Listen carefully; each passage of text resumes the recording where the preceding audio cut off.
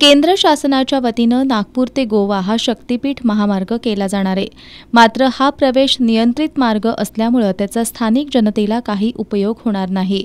या रस्त्याच्या समपातळीसाठी टाकल्या जाणाऱ्या भरावामुळे ओढ्याचं आणि ओघळाचं पाणी शेतामध्ये जाऊन शेतकऱ्यांची पिकं धोक्यात येणार आहेत।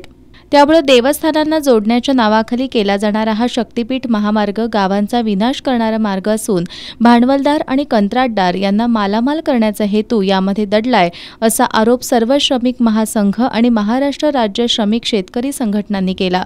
त्यामुळे शक्तीपीठ महामार्गाला विरोध करण्यासाठी मंगळवारी 18 जून रोजी कोल्हापुरातील जिल्हाधिकारी कार्यालयावर मोर्चा काढण्यात येणार आहे अशी माहिती या संघाचे अध्यक्ष अतुल दिघे यांनी दिली।